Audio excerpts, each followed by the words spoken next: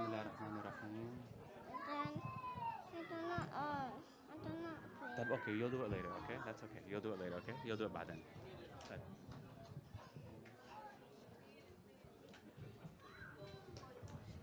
Okay.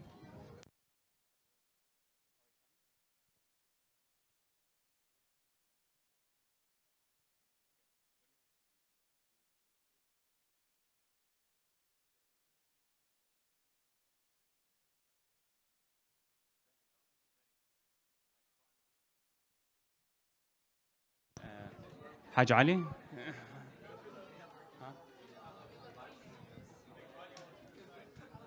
You want to recite عمو؟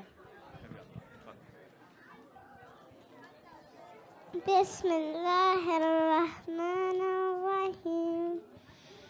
ألم تر كيف فعل ربك بأصحاب الفيل؟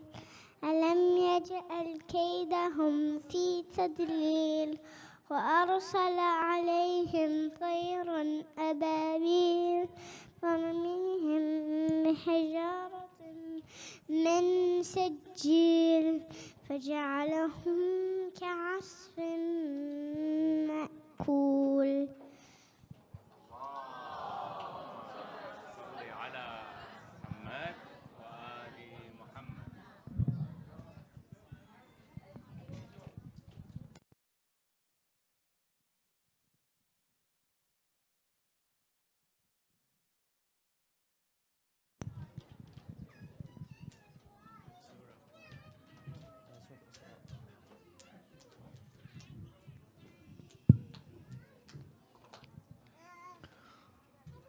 أعوذ بالله من الشيطان الرجيم.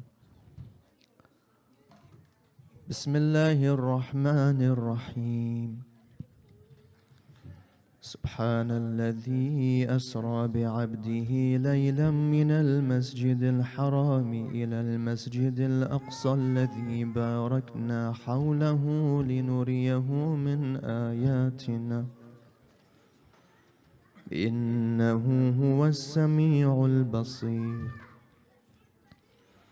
وآتينا موسى الكتاب وجعلناه هدى لبني إسرائيل ألا تتخذوا من دوني وكيلا ذرية من حملنا مع نوح إنه كان عبدا شكورا. وقضينا إلى بني إسرائيل في الكتاب لتفسدن في الأرض مرتين ولتعلن علوا كبيرا. فإذا جاء وعد أولاهما بعثنا عليكم عبادا لنا أولي بأس شديد فجاسوا خلال الديار وكان وعدا مفعولا. ثم رددنا لكم الكرة عليهم وأمددناكم بأموال وبنين وجعلناكم أكثر نفيرا. إن أحسنتم أحسنتم لأنفسكم وإن أسأتم فلها. فإذا جاء وعد الآخرة ليسوءوا وجوهكم وليدخلوا المسجد كما دخلوه أول مرة وليتبروا ما علوا تتبيرا. عسى ربكم أن يرحمكم وإن عدتم عدنا وجعلنا جهنم للكافرين حصيرا.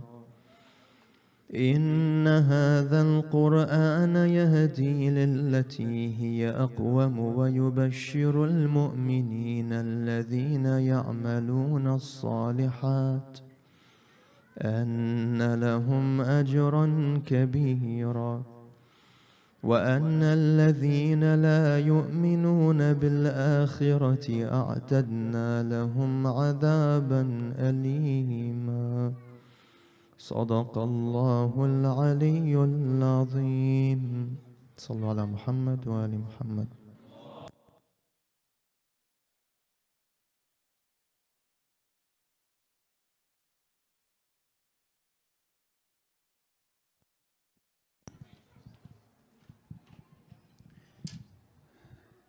Assalamu alaikum, everyone. Welcome to the third night of our End of Safar program. We are honored to have our guest speaker, Sheikh Navaid, with us here. He's honored us for the last 2 nights, and inshallah, he'll be with us till Sunday. Just a couple of quick announcements. Inshallah, next Saturday, there is another program for the Shahadat of Imam al-Askari alayhi salam. That will be led by Sheikh Ahmed Mudarris. That will be here at the center, starting with Salat. Another announcement regarding the building. Inshallah, we're still pursuing the fundraiser, and we're still actively engaging with the city and other respective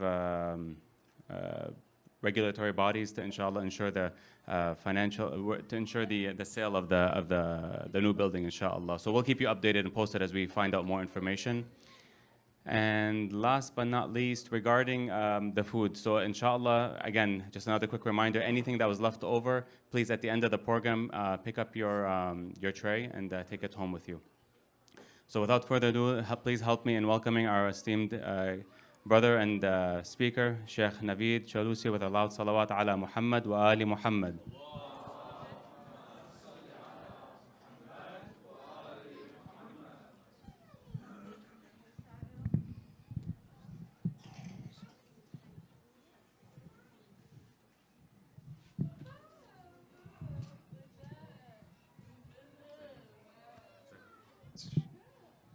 Thanks.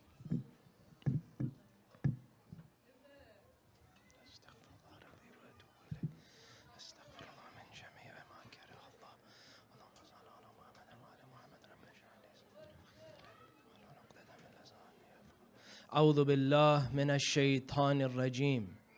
بسم الله الرحمن الرحيم.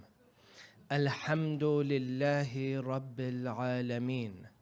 نحمده ونستعينه ونتوكل عليه ونؤمن به ونستغفره ونصلي ونسلم على حبيبه ونجيبه حافظ سره ومبلغ رسالاته العبد المؤيد والرسول المصدد المصطفى الأمجد الذي سمي في السماء بأحمد وفي الأراضين بأبي القاسم محمد. اللهم وصلى الله على أهل بيته. Dear brothers and sisters, assalamu alaikum wa rahmatullahi wa barakatuh.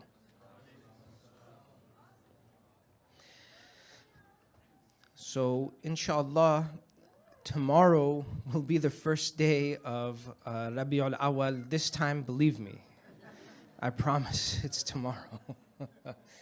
So, inshallah.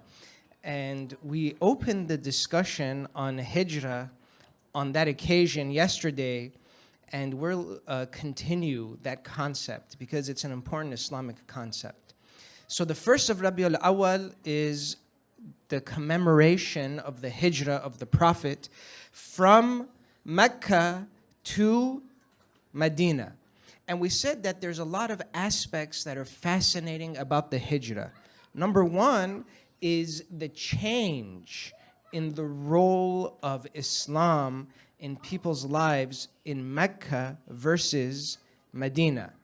In Mecca, you have the Muslims as a minority under the rule of a government that does not really endorse their movement, and they have to do fundamental sort of primary type of tabligh. So if you look at the Quran, the ayat of the Quran that are revealed in Mecca, the themes overwhelmingly have to do with basic theology, that, you know, there's Tawheed, Allah is one, there's a Qiyamah, there's Risala, there's prophethood, etc.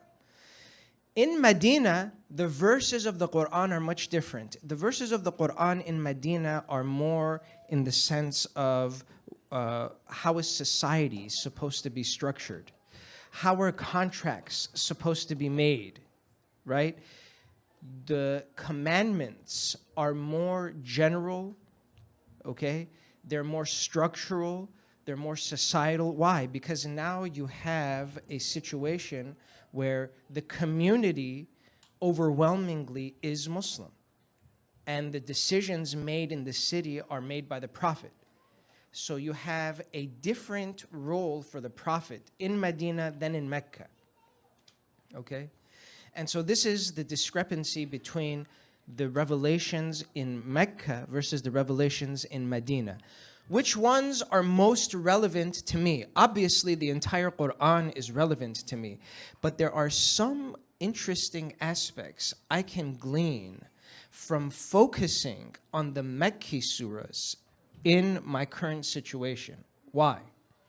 Well, look at my current situation. I am a Muslim that is a minority within a minority.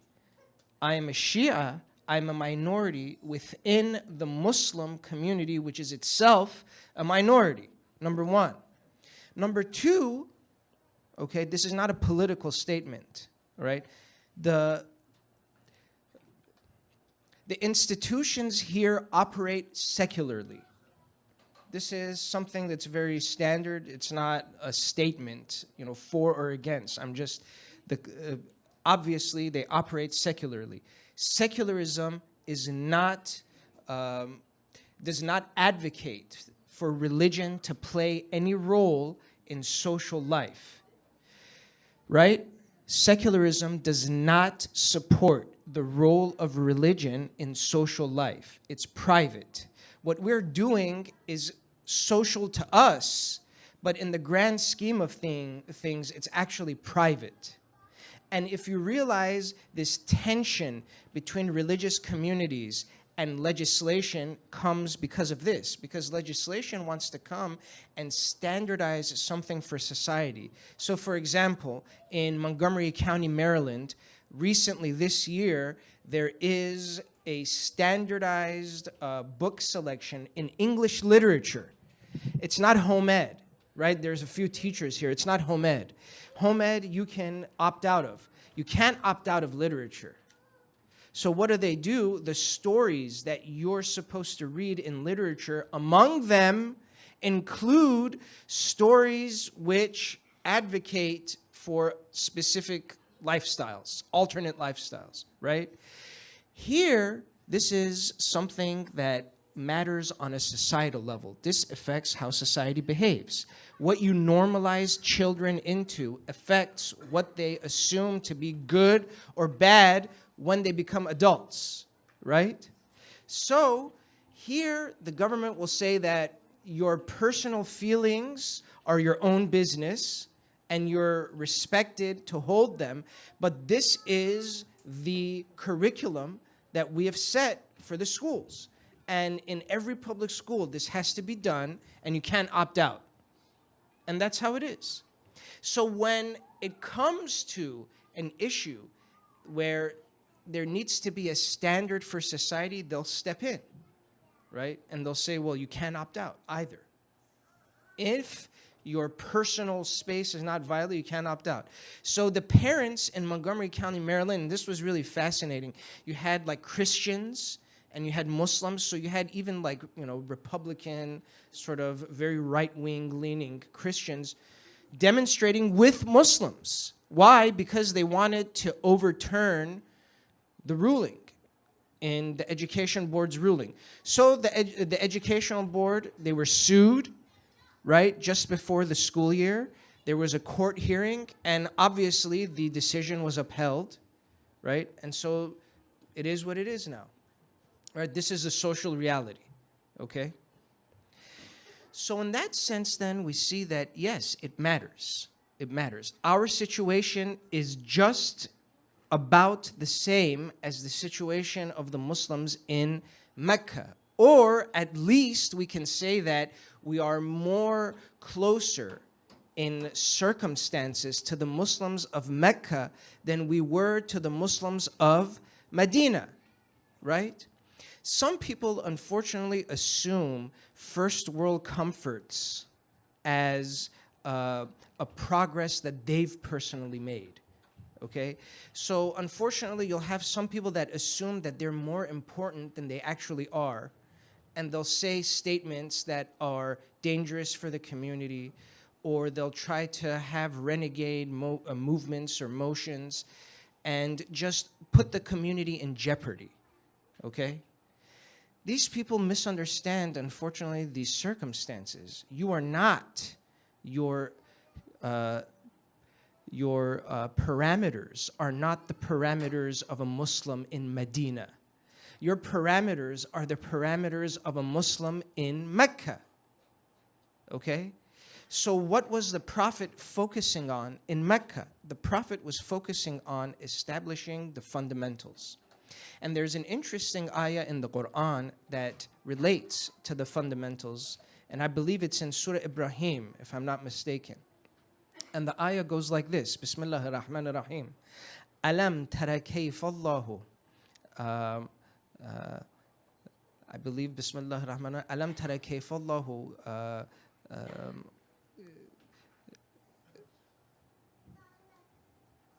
Sallallahu Muhammad wa ala Muhammad, Allahumma ألم تر كيف الله ضرب مثلا كلمة طيبة كشجرة طيبة أصلها ثابت وفرعها في السماء تؤتي أكلها كل حين بإذن ربها. 5 principles. Here in this verse of the Quran, Allah subhanahu wa ta'ala draws an analysis, right? He compares the good word to the tree, the righteous fruit-bearing tree that is healthy and is sustainable, and it gives benefit to those that come to it, right? First, why make the comparison with the word? Number 1. Okay? The first thing you have to realize is that a human being, one of the things that really sets it apart is its ability, as they say in Arabic, to have nutq, right? What do they call logic in Arabic? They call it mantiq. Why? Because this is that science of nutq. Nutq is different than just the noises that come out of our mouth. A nutq and just a noise, like, what's the difference? A human can make a noise, an animal can make a noise. A human can say a statement that they don't know what it means, right? What does that tantamount to? That's tantamount to someone just making a noise. If I'm saying something that I don't know, right? I'm just saying something. I don't know what it means. What am I doing? I'm just making a noise. If I talk gibberish or I make conclusions that are not logical, what is that? That's just noise. So it's not intelligible. It's not mantiq. It's not mantiqi. It's fascinating that the Arabic language has all of these intricacies. So that mantiq, that ability to communicate an idea or concept such that the other person is able to picture the same concept that I have in my mind when I relate it to them. Animals can't do that. People who are stuck in their carnal desires, they either can't do it or they don't bother themselves to do it, right? The juhal, the jahili, ignorance is what? Ignorance is people that just sort of, they get through their life, they go on their emotion, and they don't care about the statements. They don't care about the statements. The statements are what make a person a person. The ability to have that logical, make a statement with my faculty of intellect in power. Not making a statement with my faculty of anger in power. Not making a statement with my faculty of desire in power. Not making a statement with my faculty of imagination in power, right? I make a statement with my faculty of intellect in power, okay? That is what I'm trying to do. That's why the good word is equal to the good person. Because the good person, what happens here? What do I do? How do I express my ideas? How are you going to know what I think? I tell you. I explain it to you. So or another hadith from Imam Ali alayhi salam, what does he say? He says, Al-imanu ma'rifatun bil-qalb wa iqrarun bil-lisan wal-amalun bil-arkan. This is a fascinating hadith. Here, Imam Ali alayhi salam says, Iman, faith, is 3 dimensions. First dimension is having that deep understanding with you have a ma'rifah from your heart, right? That you feel that reality from inside of your heart. You don't just have a statement that you memorize and you repeat it in your mind. You believe it in your heart. 1. 2, iqrarun bil lisan. It is a statement, a declaration by your tongue. 3, amalun bil arkan. It's the actions you do. Here, the Imam places speech between the heart and your outward actions. Fascinatingly, in Islamic philosophy, they mention this too, and we have ahadith on this as well, that the tongue is the bridge between the heart or the human being's ethereal nature and the human being's corporeal nature. My physical being and my spiritual, my internal being, what's the bridge between them? Right? It's my tongue, it's my speech. My speech brings the ideas that I have inside of me to life, gives them a physical reality. And interestingly enough, one of the first actions of the Prophet, what was his first tabligh? This is in Sunni and Shia ahadith, this is unanimously recorded, that they said that Ra'aytu Nabi sallallahu alayhi wa sallam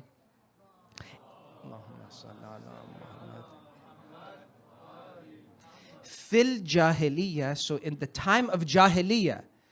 So this is the early inception of Islam, okay, the earliest days of Mecca. Fil Jahiliyyah, and what did it say? Fis-suq, what would he say? He says, Yaqulu, Ya ayyuhan nas, qulu, la ilaha illallah, tuflihu. That's fascinating. That the first job of the Prophet was to do what? Was to tell people. He went to the market. That's what they said, that I saw the Prophet. This is a hadith from the people that became Muslim later. In the early days of Jahiliyyah, I saw the Prophet go to the marketplace, Fis-suq, this is the marketplace, and tell the people, O people, say, La ilaha illallah, and you will be felicitous, or you will be successful. Okay? Tuflihu. So the statement is important. That the Prophet, look, this is something, what do you do when you go to the market? If you go to Trader Joe's and you see some guy, telling you, don't forget to fill, this part of your tax form. It's going to help you. And he just goes in Trader Joe's and that's a better example than saying, someone in Trader Joe's invites you to a new religion. You're not going to believe that. But someone in Trader Joe's giving you tax advice, that kind of makes sense, right? So someone in Trader Joe's is walking up and down the aisles yelling out tax advice. What are you going to do? That's strange. Why would he do that? Why would he do that? The Prophet is not a maverick, as they liked. The Prophet, al-amrul awsat afdaluha. That's the hadith from the Prophet, that the middle path is the best path. The most intellectual path is the middle path, something that you move through the people with, right? You speak the language of the people, the culture of the people, you understand it. That kind of action is an action that's surprising. Why would the Prophet do this? Because the act of a statement is more important than just a word you say. Why is this sometimes difficult to grasp? Because one of the jobs of modernity is to remove the importance of symbols and statements, such that a word like love 50 years ago meant something, 100 years ago meant something, and now it can mean something completely different. And it may not even mean one thing, right? Everything is now on a spectrum. What's a spectrum? A spectrum is something that doesn't exactly have a specific divergence point or convergence point, right? So let's say you have two bounds. Anything between these two bounds is game, right? Between two endpoints, how many points are there? Infinite, right? There are infinite points between 2 points. There are infinite points along the line.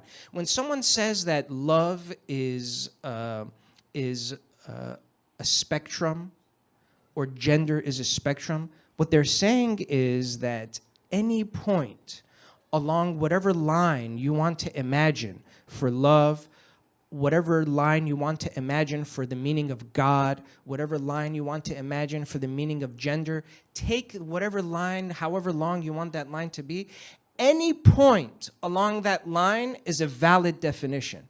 Meaning what? There is no definition. You can't explain words anymore. Some words. You can't. So this is the effect of the right speech and having it founded on something that's stable is of utmost importance, as mentioned in the Quran as well. In the Quran it says what? وَقُولُوا قَوْلًا سَدِيدًا. Bismillah ar-Rahman ar-Rahim. وَقُولُوا قَوْلًا سَدِيدًا. In a gathering, Imam Ali alayhi salam asked Imam Hassan alayhi salam. He said, Ma as-sadad. Says, my son, ya bunay, ma as-sadad. What is sadad?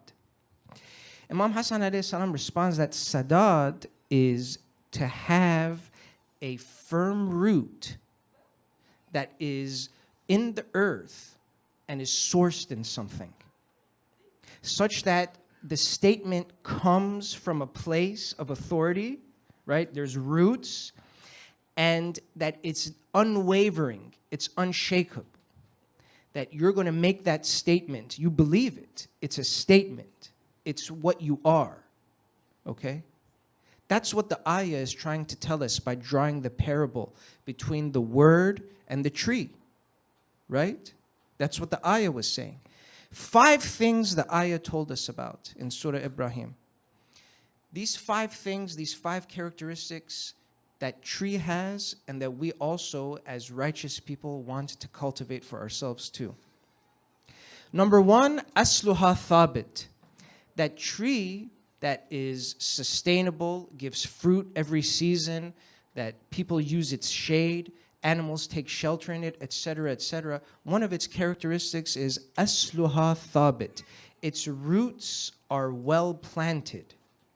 It's stable. It doesn't waver. Right? It tries to find certainty, right? It tries to invest, right? It digs its roots deep into the ground. A human being, their knowledge, that's their roots. So when I increase my understanding of myself through my ibadah, and I increase my understanding of Allah through research, what happens?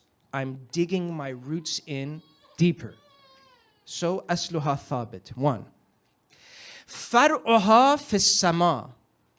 A tree's branches reach out into the sky, into the heavens, right? When the tree is just growing, the branches keep reaching out, they keep reaching up higher and higher. That good mu'min, that Abdus Saleh, what do? They don't believe in stagnation. They're always trying to reach and grow. They're always trying to improve themselves.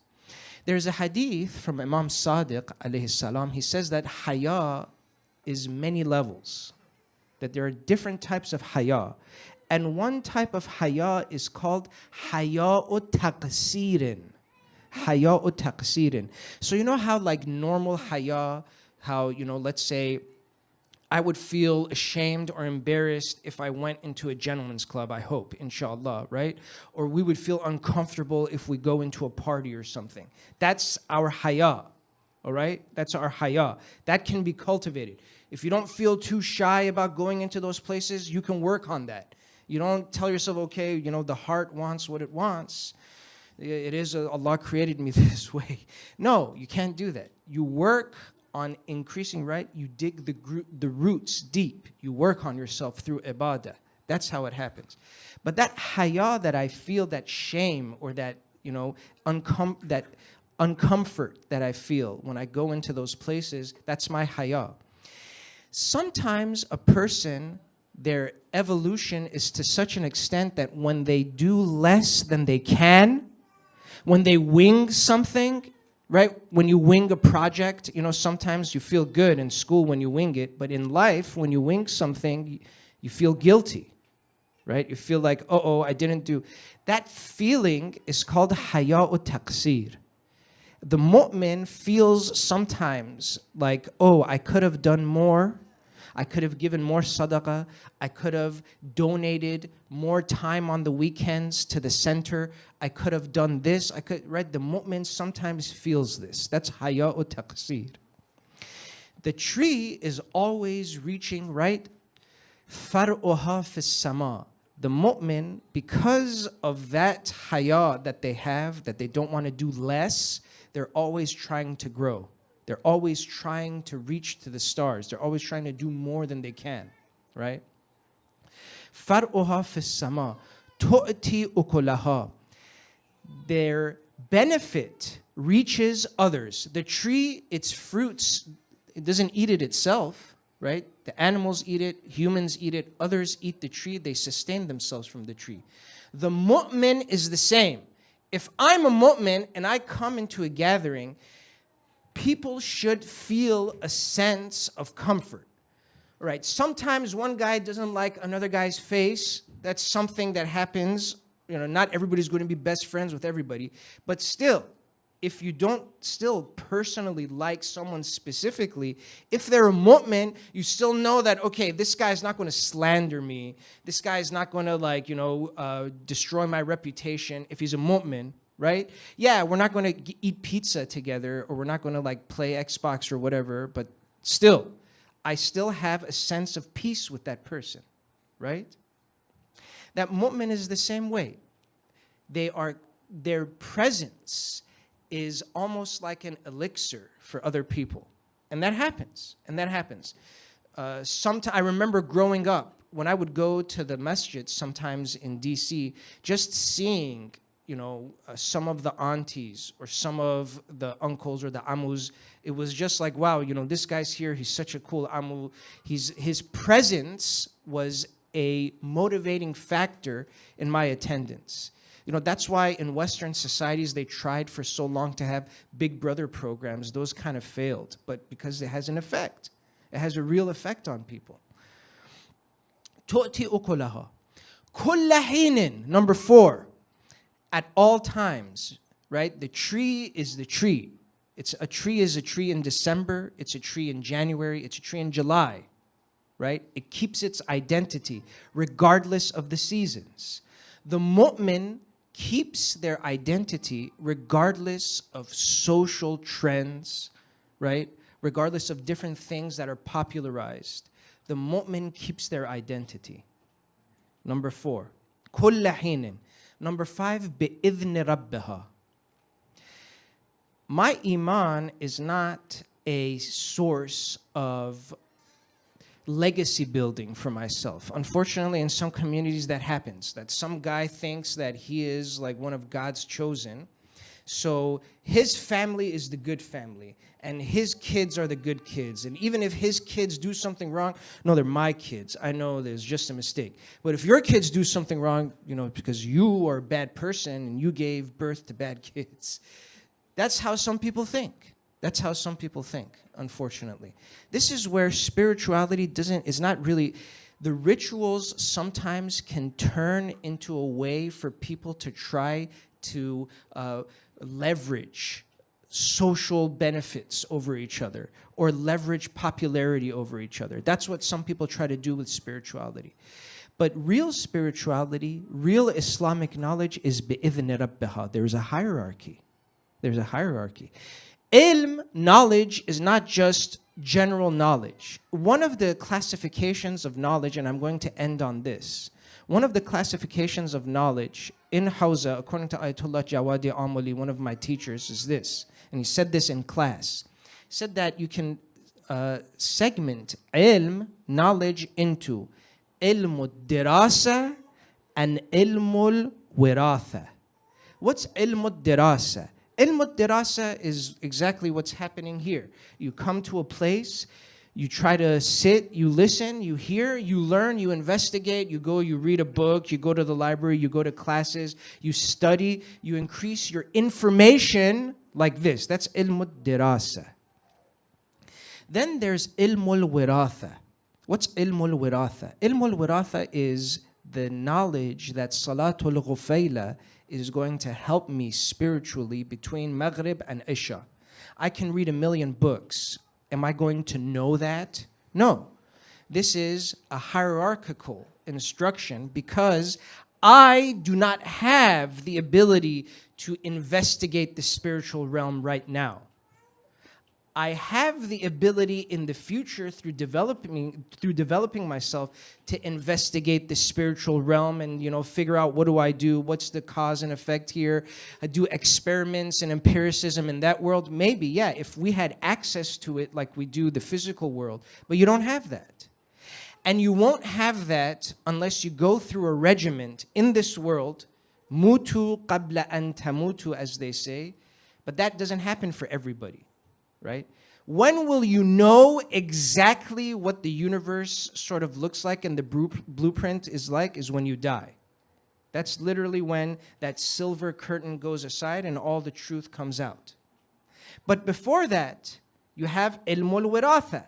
You have knowledge through testimony. You have the transmitted sciences. You have the hadith of the Prophet. Right? You have something else called Siratul Mutasharri'een. In Usul al-Fiqh, so for example, Shaheed Muhammad Baqir al-Sadr in his halaqat, he mentions that one of the primary sources for understanding the legitimacy of an act is Siratul Mutasharri'een. What's Siratul Mutasharri'een? Siratul Mutasharri'een is this concept or the culture, this inherited practice that we get from the previous generations, okay? And it works like this, that those companions, the hawariyun of the imams, would witness and observe the imam acting in one way. When they would return to their villages and their cities, they would establish that sunnah, and the people would continue to follow that sunnah. And it becomes a seerah, right? That's something that happens through this practice. The source of that seerah is what? Is the imam, is that hierarchical knowledge. When does that hierarchical knowledge make sense? When through my practice I elevate my understanding, then I can understand, this is the reasons, or I can feel the effects of this ring on my finger, or this salah on my soul, or this zakah, or this sadaqah on my heart, or this silatul rahim on, for example, my livelihood. People can see that in their lives, but only when the degree of practice goes up and it turns into a lifestyle habit. بِإِذْنِ رَبِّهَا. So these 5 qualities in that surah, which were what? Asluha thabit, their roots are established firm and deep. Far'uha fis sama, they are constantly growing and constantly trying to evolve and increase their knowledge. Tu'ti ukulaha, they give sustenance to others. They don't just gather their knowledge for themselves. They don't just have their little group of spiritual comrades and they get together. Did you know at the time of the Prophet in Medina, there was a group of guys that they thought that they wanted to be more spiritual than other people. They were like a third wave movement. So what did they do? They opened a third space. Literally, they opened a third space outside of Medina. And they started to engage in really hardcore fasting, eating one date every 2 days, really serious stuff like that. Some of the ashab came to the Prophet and said that, there's a bunch of these guys and they're doing this. Some of them thought that the Prophet would be impressed. When the Prophet heard this, he commanded some of the companions to go to the outskirts of Medina, gather these young guys up, bring them back to the community, and burn down the huts that they used, burn down the third space. SubhanAllah. Right? So there's things in history that, if we observe them through the right lens, the all-encompassing sort of that holistic vision, we understand, okay, yeah, third space is a good idea, but subhanAllah, in what context? And was there times that the Prophet was against it? And the answer is yes. There were times the Prophet was against it. I just mentioned it. We ask Allah subhanahu wa ta'ala to help us, inshallah, be good, characteristic people for this ayah, inshallah, that we establish those same qualities of the pure tree, the shajara tayyiba in ourselves, inshallah. And through that, we help the community grow as a whole, and we become a link in the chain of the sustainable deen ila yawm al-qiyamah, inshallah. Wassalamu alaikum wa rahmatullahi wa barakatuh.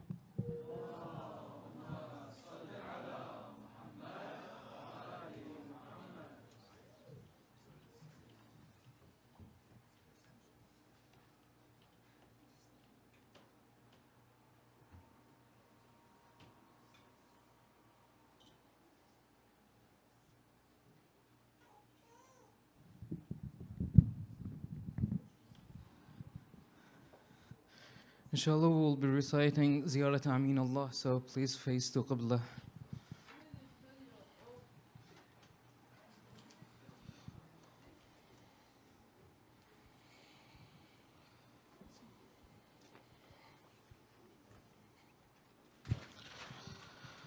بسم الله الرحمن الرحيم السلام عليك يا أمين الله في أرضه حجة على عباده السلام عليك يا علي بن موسى الرزا المرتضى أشهد أنك جاهدت في الله حق جهاده وعملت بكتابه واتبعت سنن نبي صلى الله عليه وآله حتى دعاك الله إلى جباره فقبضك إليه باختياره ولزم أعضاك الحجة ما مالك من الحجة البالغة على جميع خلقه اللهم فاجعل نفسي مطمئنة بقدرك راضية بقضائك مولاة بذكرك ودعائك محبة للصفة أوليائك محبوبة في أرضك وسمائك صابرة على نزول بلائك شاكرة لفضائل نعمائك ذاكرة لسباب غالائك مشتاقة إلى فرحة لقائك متزودة التقوى ليوم جزائك مستنة بسنن أوليائك مفارقة لأخلاق أعضائك مشغولة عن الدنيا بحمدك وثنائك اللهم إن قلوب المخبتين إليك والها وسبل الراغبين إليك شارعا وعلام القاصدين إليك واضحا وأفئدة العارفين منك فازعا وأصوات الداعين إليك صاعدا وباب الإجابة لهم مفتحا ودعوة من ناجاك مستجابا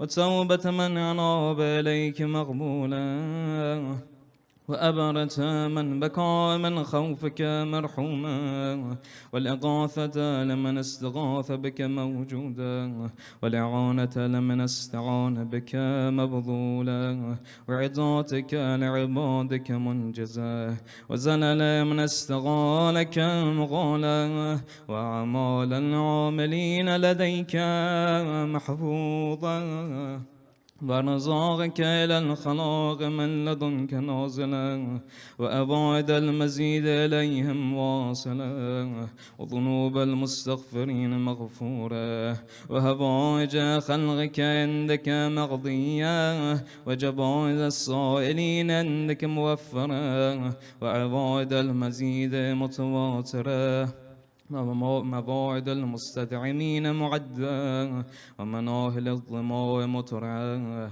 اللهم فاستجب دعائي واقبل ثنائي واجمع بيني وبين أوليائي بحق محمد وعلي وفاطمة والحسن والحسين إنك ولي نعمائي ومنتهى مناي وغاية رجائي في منقلبي ومثواي أنت إلهي وسيدي ومولاي اغفر لأوليائنا وكف عنا أعضانا واشغلهم عن أضانا وأزهر كلمة الحق وجه العليا وأدهز كلمة الباطل وجه السفلى إنك على كل شيء قدير صلوا على محمد وآل محمد.